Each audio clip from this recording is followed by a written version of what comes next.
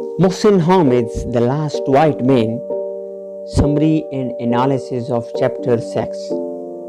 Summary: pale-skinned militants and military-looking men had made chaos in the town. They were hunting for dark people, but the militants didn't harm Una. It might be because Una had white skin, or perhaps she was on their side. Besides, her mother was positively happy with everything unlike her. Una was worried about herself, Anders, and about other dark people in the town. Moreover, covered himself from head to toe, Anders hesitantly went to his father's house while trying his best to avoid any confrontation with those very violent militants. The health of his father deteriorated that week. It was all of the sudden, not to make Anders conscious of and feel bad about his color. His father warmly welcomed him. Anders shared his feeling of unease with his father. Anyway, his father gave him a rifle and a box of shells for his safety, and further told him to accept his miserable situation and to stand for himself. But Anders didn't want any confrontation with the militants. Anyway, Anders took it and got ready to face the situation. Anders knew that he was going to lose his father eternally. That made him different. Una saw him different, this time different in another way. Anders stood for himself.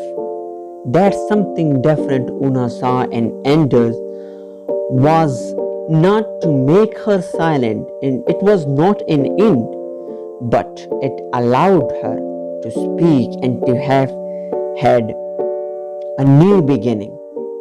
They talked, smoked, kissed, and had a very genuine, slow, unhurried, full of spirit and lust sex together.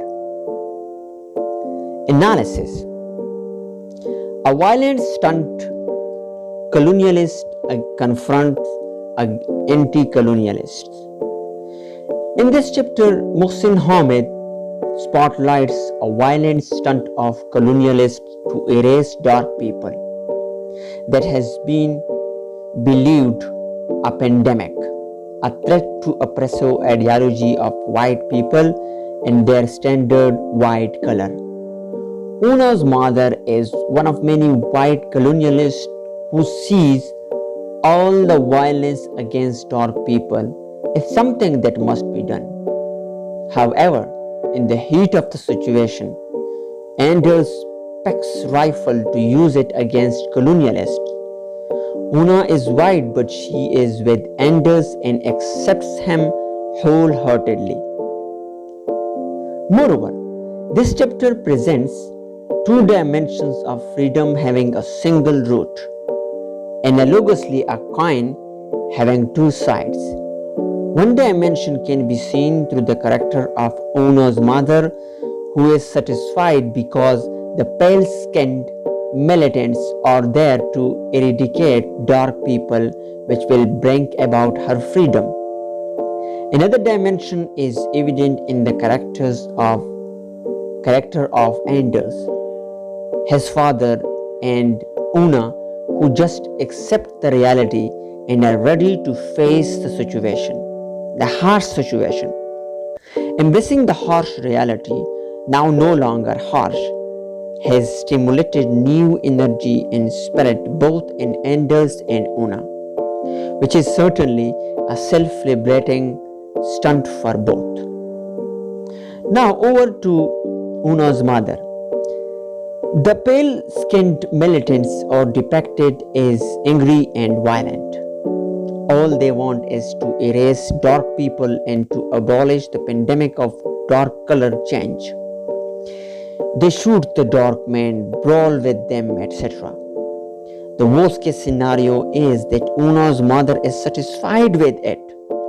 She is glad that her kind of people are struggling to bring to an end the color change disease and everything gonna be okay. She sees the violence out there with a sense of justice that will bring peace and prosperity. Her mother's satisfaction makes Una alarmed and worried about herself, Anders, and other dark people out there in the town. Now over to the resilience of Una and Anders father as well. Coming over to another side of the story, even Anders and Una both are ready to face the worst situation. They learn resilience. Una is shown is sparked with new vibrant feeling about Anders. Anders stands for himself and Una loves this. Anders is completely ready to resist the predominant oppressive ideology of white color. Now, in addition, according to Liv Tyson in her book Critical Theory Today, in the light of post-colonialism, the way in which our literary text, whatever its topics, is colonialist or anti-colonialist, that is, the ways in which the text reinforces or resists colonialism's oppressive ideology. For example, in the simplest terms, a text can reinforce colonialist ideology through positive portrayals of the colonizer, negative portrayals of the colonized, or the uncritical representation of the benefits of colonialism for the colonized. Analogously, text can resist colonialist ideology by depicting the misdeed of the colonizers, the suffering of the colonized, or the detrimental effect of colonialism on the colonized. Now, the chapter draws our attention to the negative representation of the colonized people. It resists the dominant ideology of white male's burden, represents the suffering of the colonized and the disastrous effects of colonialism on the colonized.